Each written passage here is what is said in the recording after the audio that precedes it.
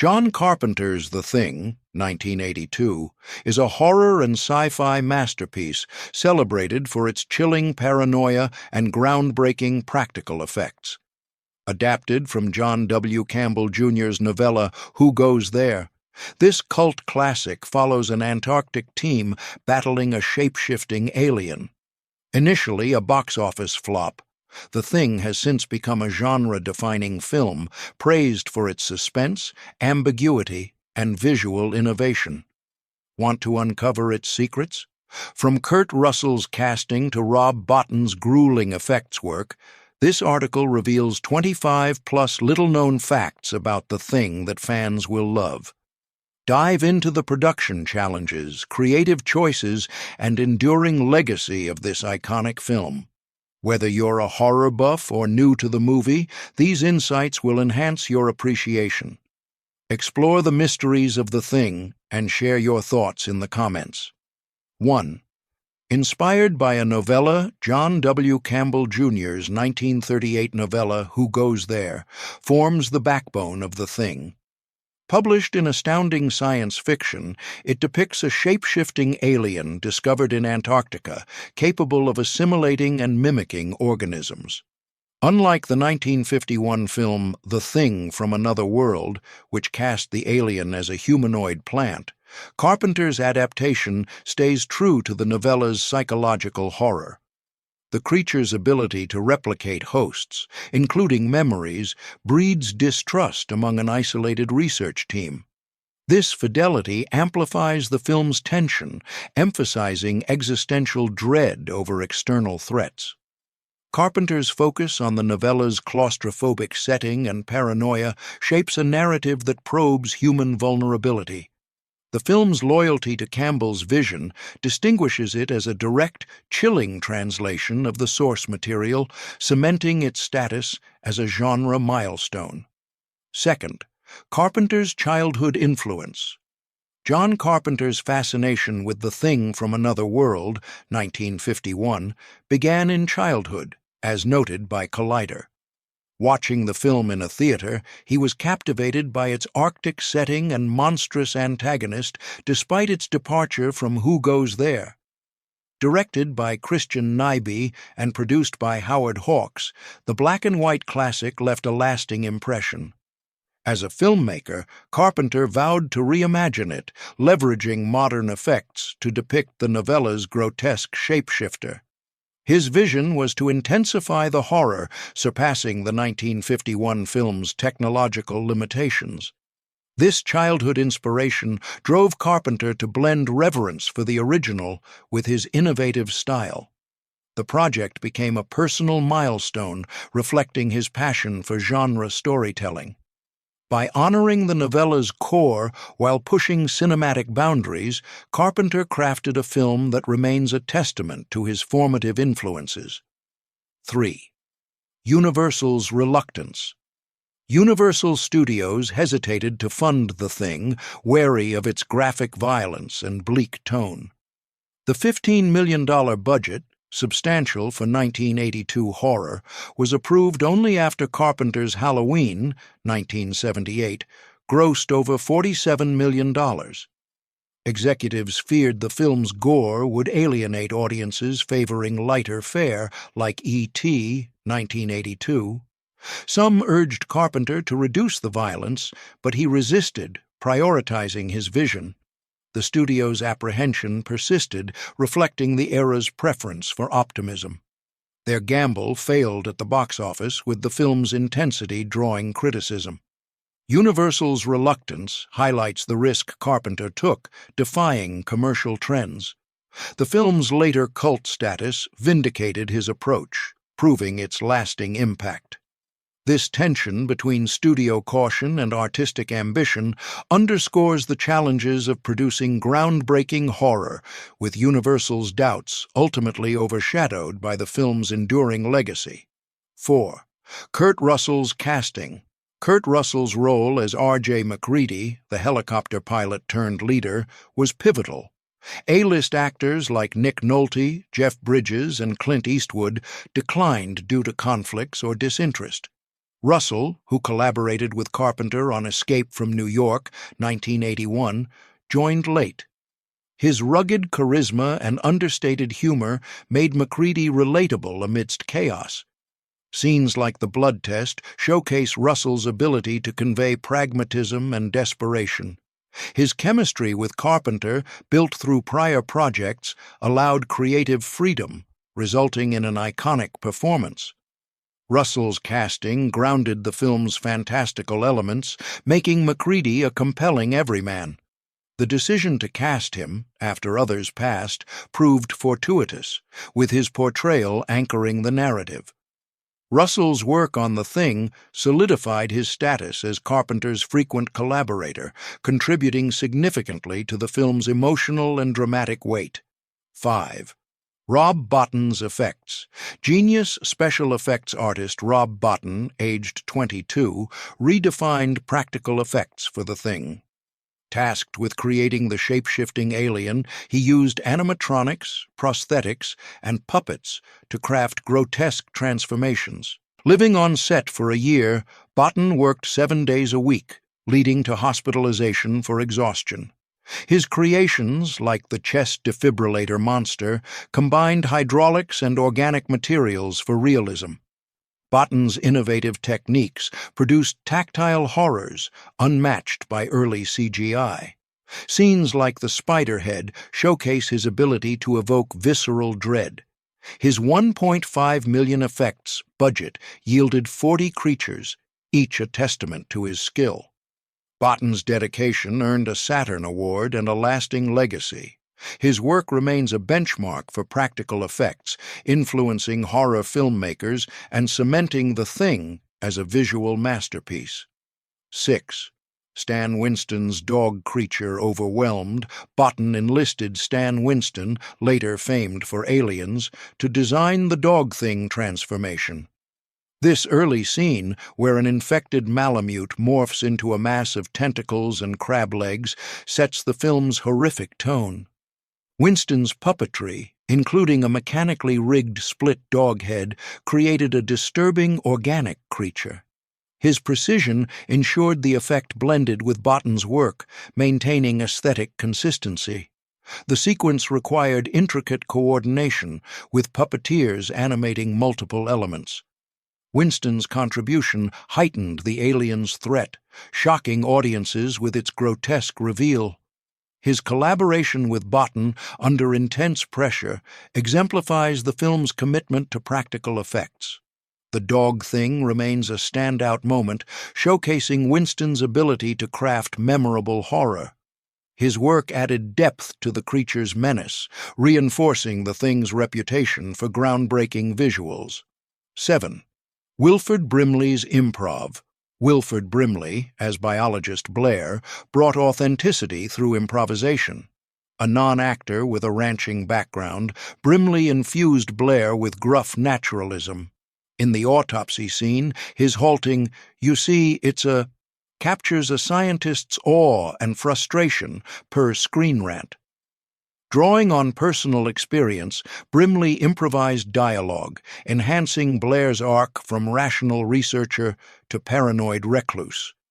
His performance, especially in scenes of mental unraveling, adds emotional depth. Brimley's naturalistic delivery made Blair relatable, grounding the film's horror. His improvisation culminated in the chilling reveal of Blair's infection, a pivotal narrative twist. Brimley's contribution, rooted in authenticity, elevated the character beyond a typical scientist archetype. His work remains a highlight, showcasing how non-traditional casting can enrich a film's emotional and dramatic texture. 8. No women in cast. Carpenter excluded female characters to mirror Who Goes There's all-male Antarctic team. This choice intensified themes of isolation and mistrust, as the men's lack of external perspectives fueled paranoia. Avoiding romantic subplots kept the narrative focused on survival. The decision, though controversial, aligned with the novella's claustrophobic tone. Carpenter argued that female characters would alter the story's dynamic, diluting its psychological intensity. The all-male cast created a unique tension, with masculine dynamics amplifying suspicion. Critics later debated the lack of diversity, but the choice enhanced the film's fidelity to its source. By prioritizing thematic purity, Carpenter crafted a narrative that thrives on its insular setting.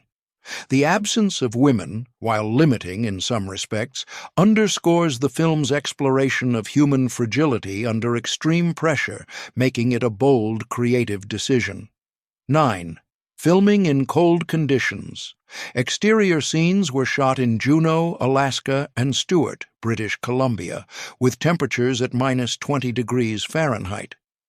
Actors endured frost on beards and clothing, adding authenticity to their characters' plight.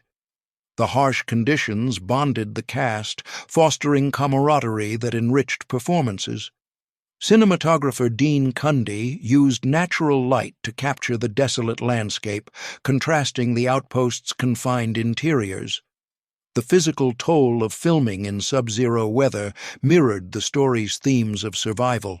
Actors' visible discomfort, captured in wide shots, heightened realism. The challenging environment tested the crew's resilience, with equipment often malfunctioning. Carpenter's commitment to shooting in extreme conditions paid off, creating a believable Antarctic setting. The authenticity of the cold, paired with the cast's endurance, remains a defining aspect of the thing's immersive world. 10th. Refrigerated sound stages. Interior scenes were filmed on Los Angeles sound stages kept at 40 degrees Fahrenheit to simulate Antarctica. Actors' visible breath added realism, but the cold caused discomfort, with cast members bundling up between takes. Per Den of Geek, industrial cooling systems maintained consistency, a logistical challenge.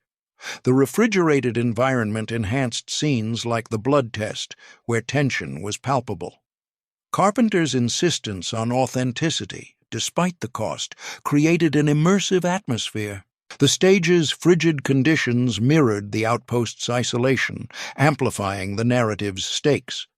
Actors' performances, shaped by the discomfort, felt genuine, particularly in moments of paranoia. The refrigerated sound stages, though taxing, were crucial to the film's visual and emotional impact. This dedication to realism underscores Carpenter's vision, making the outpost a tangible, oppressive presence in the thing. 11th. Dog actors' fear.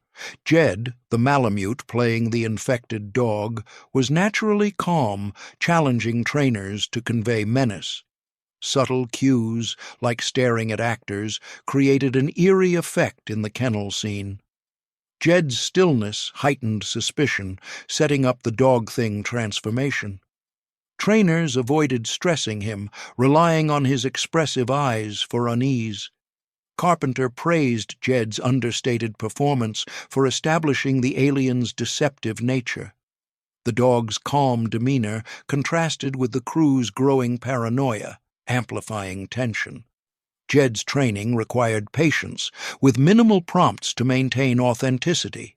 His role, though brief, is iconic, showcasing the power of animal performance in horror. The subtle menace Jed conveyed remains a testament to the film's attention to detail, making the early scenes unsettling and laying the groundwork for the creature's reveal. 12th. Chest defibrillator scene. Shock. The chest defibrillator scene, where the alien's chest opens during resuscitation, is a horror landmark. A double amputee actor with prosthetic arms was used, with puppeteers operating mechanical jaws. The cast, unaware of the effect, delivered genuine reactions per Bottin's design. Combining hydraulics and organic textures, the creature was grotesque yet plausible. The scene's sudden shift from compassion to horror shocked audiences, redefining practical effects. Bottin's meticulous craftsmanship ensured the effect's realism, with every movement calculated. The sequence's impact lies in its subversion, turning a human act into a nightmare. Filming required precise coordination, with multiple takes to perfect the timing. This moment remains a pinnacle of the thing's visual innovation, showcasing Bottin's ability to evoke visceral dread and cementing the film's reputation for unforgettable horror. 13. Real flamethrowers. Kurt Russell trained with pyrotechnic experts to use real flamethrowers wielded by MacReady against the creature. The $1.5 million fire effects were choreographed for safety and spectacle per facts.net. Russell's confident handling reinforced MacReady's resourcefulness, intensifying action scenes. The practical flames, set in confined spaces, created claustrophobic danger. Filming required strict safety protocols, with fire crews on standby. The flamethrower's authenticity heightened the stakes, making each confrontation visceral. Russell's training, spanning weeks, ensured natural performance under pressure. The fire effects, a significant budget portion, added realism unmatched by optical tricks. This commitment to practical pyrotechnics underscores Carpenter's vision for tactile horror. The flamethrowers remain a defining element, symbolizing MacReady's desperate fight and enhancing the thing's intense, grounded aesthetic. 14. Ambiguous ending debate. The ending, with MacReady and Childs sharing a drink amidst the burning outpost, is famously ambiguous. Neither character's humanity is confirmed, sparking debate. In 2008, Carpenter said he knows the truth but won't reveal it, fueling theories. Fans on X analyze clues like Child's breath or the bottle's contents, proposing mutual infection or one survivor. The ambiguity, rooted in who goes there, ensures rewatchability, with viewers dissecting interactions. Carpenter's refusal to clarify mirrors the character's paranoia, implicating the audience. The scene's quiet resignation, set against the flames, is hauntingly open-ended. Filming in cold conditions added authenticity to the actor's weary performances. This unresolved conclusion remains a masterstroke, making the thing a touchstone for discussions about trust and survival in horror. 15th.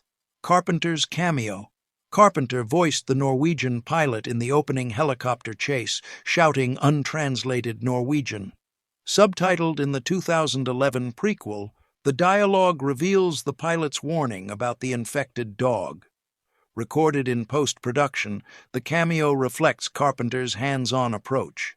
The scene's chaos, with the pilot's frantic pursuit, sets a tense tone. Carpenter's voice, though brief, adds a personal touch, grounding the narrative's stakes. The untranslated dialogue initially mystifies viewers, mirroring the Americans' confusion. Filming the chase required precise coordination, with helicopters and pyrotechnics. The cameo's subtlety enhances its impact, rewarding attentive fans. Carpenter's involvement, even in minor roles, underscores his commitment to every detail. This opening sequence, driven by the pilot's desperation, effectively introduces the alien's threat, making the cameo a memorable part of the thing's legacy. 16. Bottin's puppet innovation. The spider-head creature, where a decapitated head sprouts legs, was a hand-operated puppet controlled by Bottin. Filmed over 3 days, the effect used intricate mechanics, with puppeteers coordinating leg movements. Inspired by Who Goes There, the design blends absurdity and horror. Bottin hid beneath the set, ensuring precise control. The creature's surreal biology challenges viewers, enhancing the alien's otherworldliness.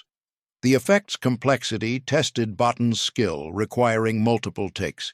Its grotesque reveal remains a standout, showcasing practical effects power.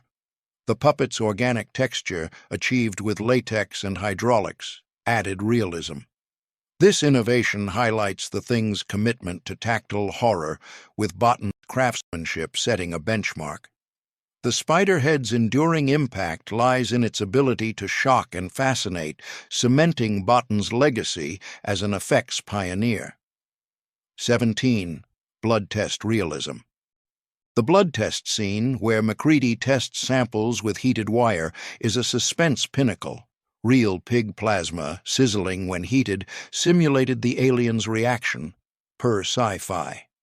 The effect's realism heightened stakes, with characters' fates on the line. Filming required precise timing, with plasma heated to ensure consistency. The scene's methodical pacing builds unbearable tension, blending science and horror. Carpenter's direction, paired with Bottin's effects, makes the sequence unforgettable. Actors' nervous performances, reacting to the plasma's sizzle, added authenticity. The test's logic, rooted in the alien's biology, grounds the narrative. This moment showcases the thing's ability to merge practical effects with psychological depth. The blood test remains a fan favorite, its realism and suspense ensuring its place as a defining scene in horror cinema. 18. Ennio Morricone's score. Ennio Morricone, famed for the good, the bad, and the ugly, composed a minimalist score for The Thing. Mimicking Carpenter's synth style, he used sparse bass lines and eerie tones to amplify paranoia. Recorded with a small ensemble, the score earned an Oscar nomination, rare for horror. Its understated dread enhances scenes of suspicion, creating an oppressive atmosphere. Morricone's versatility, adapting to a new genre, showcases his genius. The score's simplicity contrasts the film's complex visuals, balancing its intensity. Carpenter's input ensured the music aligned with his vision. The score's haunting quality remains integral to The Thing's legacy, with fans praising its emotional weight. Morricone's work elevates the film's tension, proving music's power in horror. This nomination-worthy score continues to influence genre composers, underscoring its timeless impact. 19th. Box office failure. The Thing grossed $19.6 million against a $15 million budget, underperforming amid E.T.'s 1982 success. Audiences, seeking optimism, rejected its bleakness and gore. Competition from blockbusters and cultural preferences for escapism hurt its run. Carpenter, expecting a hit, was stunned by the flop, which threatened his career. The film's intensity clashed with summer movie trends, leading to sparse attendance. Marketing, emphasizing horror over story, may have misfired. The failure highlighted the risks of bold filmmaking, with Universal's investment yielding little return. However, the film's later cult status proved its worth. Fans now celebrate its defiance of commercial norms, with its box office fate a footnote to its legacy. Carpenter's resilience, despite the setback, underscores his commitment to vision, making The Thing a triumph of artistic integrity. 20. Critical backlash. Initial reviews savaged The Thing, with Roger Ebert giving 2.5 out of 4 stars, calling it a barf bag movie lacking warmth. Its 33% Rotten Tomatoes score reflected discomfort with its nihilism and gore. Critics, favoring sentiment, found the film's intensity off-putting. The backlash mirrored resistance to uncompromising horror, with some dismissing its craftsmanship. Carpenter's bold choices, prioritizing dread over comfort, alienated reviewers. The negative reception stung, contributing to his depression. Over time, re-evaluation lifted the score to 85%, with critics praising its depth and effects. The shift highlights changing tastes, as audiences embraced its psychological complexity. The backlash, though harsh, spurred debate, keeping The Thing relevant. Its eventual acclaim proves the value of challenging norms, with early criticism now a contrast to its revered status in horror. 21st. VHS cult. Status, VHS and cable in the 1980s transformed The Thing into a cult classic. Rentals allowed viewers to appreciate its paranoia, effects, and ambiguity, building a dedicated fan base. On X, fans lauded its tension and rewatchability, reversing its initial failure. Home media let audiences dissect nuances missed in theaters, fostering obsession. The film's rediscovery highlights VHS's role in reshaping legacies. Its cult status grew through word of mouth, with horror enthusiasts championing its craftsmanship. Cable airings introduced it to new generations, cementing its influence. The shift from flop to classic underscores the thing's enduring appeal, with fans celebrating its defiance of mainstream tastes. This resurgence proves the power of audience-driven appreciation, making The Thing a cornerstone of horror fandom and a testament to the longevity of visionary filmmaking. 22nd. Carpenter's depression. The film's failure devastated Carpenter, who feared his career was over. In a Guardian interview, he described sinking into depression, questioning his choices. The critical and commercial rejection felt personal, given his passion for the project. Carpenter pivoted to smaller films like Christine, 1983, seeking stability. The setback tested his resilience, with the industry's harsh judgment weighing heavily. Friends and collaborators supported him, but the experience left scars. The Thing's later acclaim offered vindication, proving his vision's worth. The depression, though painful, humanizes Carpenter, showing the emotional toll of art. His recovery, driven by persistence, mirrors the film's redemption. This period remains a poignant chapter, highlighting the challenges of innovative filmmaking and the delayed validation many artists face, with The Thing's triumph, a testament to Carpenter's enduring talent. 23rd. No CGI effects. The Thing used only practical effects, with Bottin's team crafting 40 creatures via animatronics, puppets, and prosthetics. The $1.5 million budget produced tactile horrors unmatched by early CGI. From oozing flesh to mechanical limbs, the effect's organic quality enhanced believability. Bottin's craftsmanship, blending latex and hydraulics, set a standard for horror. The absence of digital effects, common in later films, gives The Thing a timeless quality. Each creature, like the Spiderhead, was meticulously designed, requiring weeks of work. The practical approach demanded intense labor, with Bottin's team pushing limits. Fans praise the effect's realism, influencing filmmakers like Guillermo del Toro.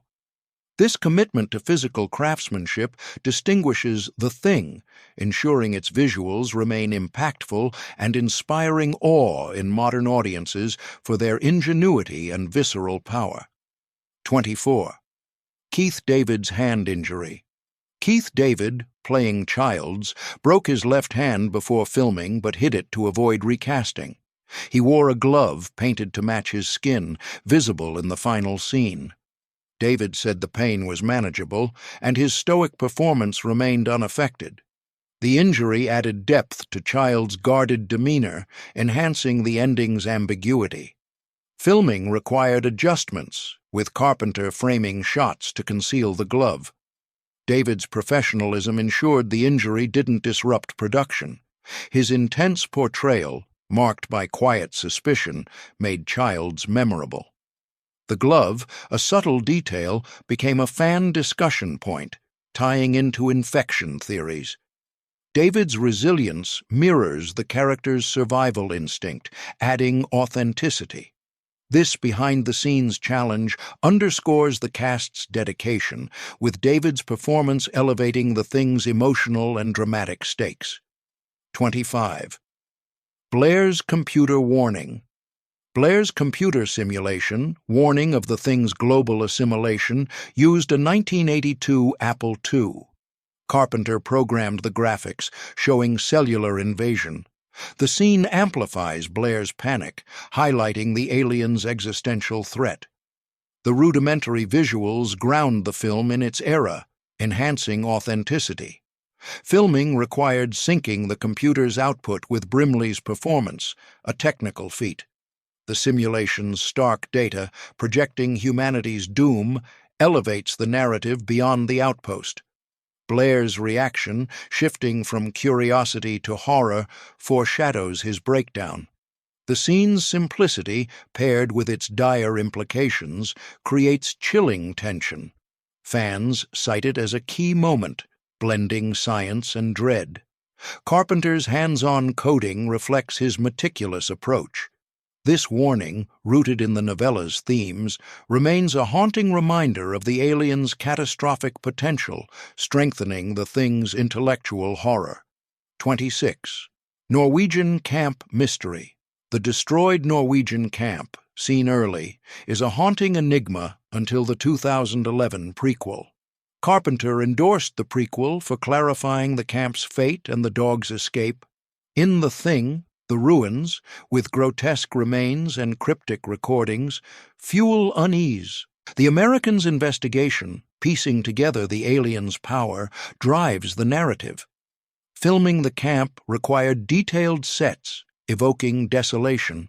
The mystery's ambiguity mirrors the film's paranoia, with clues like the axe in the door sparking fan theories. Carpenter's subtle storytelling, leaving much unsaid, heightens tension. The camp's role, though brief, sets the stakes, hinting at the creature's devastation. The prequel's alignment with Carpenter's vision satisfied fans, resolving questions while preserving mystique. This narrative thread underscores the thing's layered storytelling, making the camp a pivotal, chilling element. 27th. Infected cast. Theories: Carpenter filmed alternate scenes suggesting various characters were infected, but the final cut preserves ambiguity. Fans on Reddit and X debate clues, from eye glints to behavior, to identify the thing. This vagueness, rooted in "who goes there," ensures rewatchability, with viewers analyzing interactions. Carpenter's intentional ambiguity mirrors the character's distrust, implicating audiences. Theories range from Blair's early infection to Child's final status, with no definitive answers. Filming multiple versions allowed flexibility in editing, enhancing mystery. The lack of resolution, a bold choice, keeps the thing alive in discussion. Actors' subtle performances, hinting at duplicity, fuel speculation. This narrative strategy, challenging viewers to question, elevates the film's psychological depth. The infection theories remain a cornerstone of its fandom, showcasing Carpenter's mastery of suspense and ambiguity. 28th. Real dynamite explosion. The outpost's climactic destruction used real dynamite with a miniature set for wide shots. Costing $200,000, the sequence required fire crews for safety.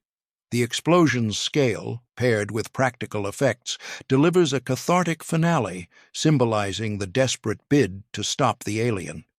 Filming demanded precision, with multiple cameras capturing the blast. The miniature, built with exacting detail, ensured realism in long shots. Carpenter's choice of real pyrotechnics over optical effects heightened impact. The sequence's intensity, with flames consuming the outpost, mirrors the character's resolve. Fans praise the explosion's visceral quality, a testament to practical filmmaking. The costly set piece, a significant budget portion, reflects Carpenter's commitment to authenticity. This dramatic conclusion remains a highlight, reinforcing the thing's themes of sacrifice and survival with unforgettable spectacle. 29th. Alcohol on set. During the final scene's filming in cold conditions, Russell and Carpenter drank schnapps to stay warm.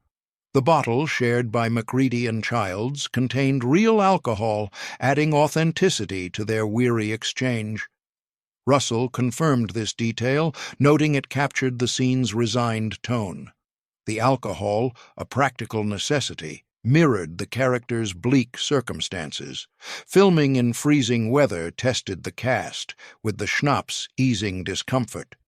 The scene's quiet intimacy, set against the burning outpost, benefits from the actors' relaxed performances. Fans speculate the bottle's contents tie into infection theories, adding intrigue. Carpenter's decision to use real alcohol reflects his attention to realism. This behind-the-scenes anecdote humanizes the production, showcasing the crew's endurance. The schnapps-fueled scene remains a poignant, authentic capstone to the Thing's harrowing narrative. 30. National Film Registry. In 2024, The Thing was inducted into the National Film Registry for its cultural, historical, and aesthetic significance. The honor marks its journey from a 1982 flop to a revered classic. Celebrated for its innovative effects, psychological depth, and genre influence, the film's inclusion reflects its lasting impact. The registry's recognition highlights The Thing's defiance of initial criticism, with its paranoia and ambiguity now iconic. Fans on X hailed the induction as overdue, citing its craftsmanship. The film's re-evaluation underscores shifting tastes, with its themes of trust and survival resonating today. Carpenter's bold vision, once maligned, is now a cultural touchstone. The registry nod ensures The Thing's preservation, affirming its place in cinematic history.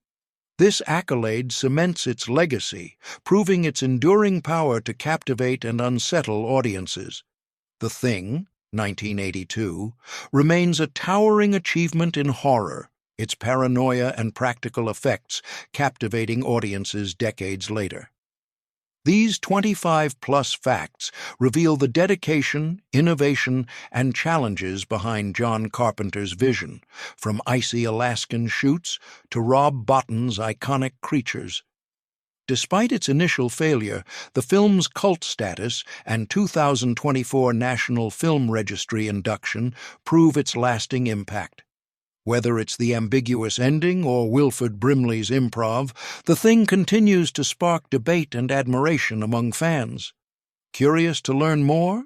Revisit the film, explore its novella roots, or join discussions on X to share your theories. Which fact surprised you most? Let us know below and dive deeper into the world of The Thing, a cinematic gem that redefined horror. Stay tuned for more behind-the-scenes insights on your favorite films, and keep the horror conversation alive.